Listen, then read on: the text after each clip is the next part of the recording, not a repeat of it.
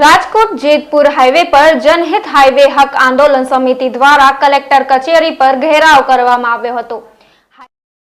કાર્ય અતિ બિસ્માર રસ્તાઓ, ખોટી ટોલ વસૂલાત અને સતત થતા ટ્રાફિક જામ અકસ્માતને લઈ વિરોધ પ્રદર્શન કરવામાં આવ્યું હતું, જેમાં કોંગ્રેસના આગેવાનો જિગ્નેશ મેવાણી, લાલજી દેસાઈ, પાલ આંબલિયા સહિતના દિગ્ગજ નેતાઓ અને મોટી સંખ્યામાં રાજકીય આગેવાનો ઉપસ્થિત રહ્યા હતા। આ બાબતે આજે હાઈવે હક આંદોલન સમિતિ દ્વારા કલેક્ટર ઓફિસ પર ભારે વિરોધ પ્રદર્શન કરાયું હતું અને લોકોની જનહિત માંગણીઓ સ્વીકારવા માંગ કરાઈ હતી। રાજકોટ જેતપુર હાઈવે પર પડેલા ખાડા એ ભારતીય જનતા પાર્ટીનું રાજકોટ શહેર, જિલ્લા અને સૌરાષ્ટ્રનું નેતૃત્વ પણ ખાડામાં ગયું છે એનો પુરાવો છે।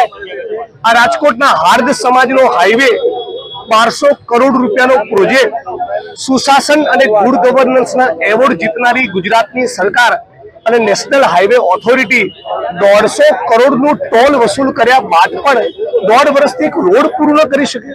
અમારે અમદાવાદથી આવવું પડે, મીડિયાના મિત્રોની સિરીઝ ઓફ આર્ટિકલ્સ લખવા પડે, સતત એપિસોડ કરવા પડે, યુટ્યુબર્સ એના મુદ્દે બોલવું પડે।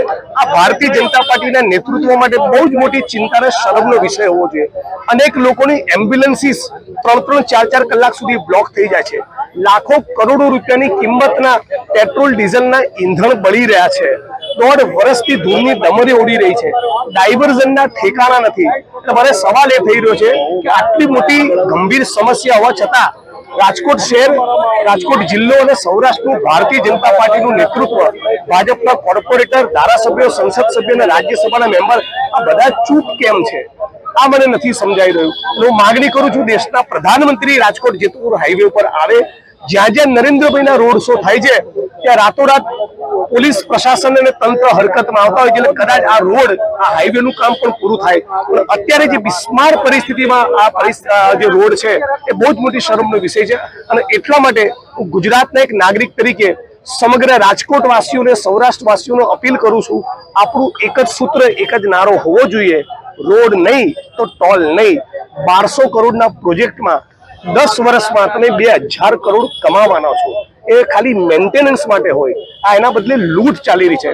અને કલેક્ટરને આજે માંગણી કરવાના છીએ કે નેશનલ હાઈવે ઓથોરિટીઝના અધિકારીઓ સાથે આજે તમે તાબડતોબ મંત્રણા કરી રાજકોટ અને સૌરાષ્ટ્રની જનતાને આ ટોર્ચરમાંથી મુક્તિ અપાવો।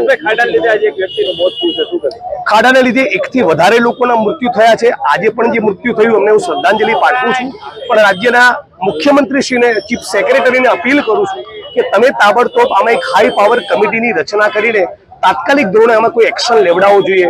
એક બે મીડિયાના મિત્રોને આખું રાજકોટનું મીડિયા એક સુરે કહેતું હોય, રાજકોટ કોંગ્રેસ કહેતું હોય, રાજકોટના સામાન્ય નાગરિકો કહેતા હોય અને પછી પણ તંત્રના પેટનું પાણી ન લે, એનો મતલબ એમ કે રાજ્યના નાગરિકોની આ સરકાર માટે કોઈ વેલ્યુ નથી।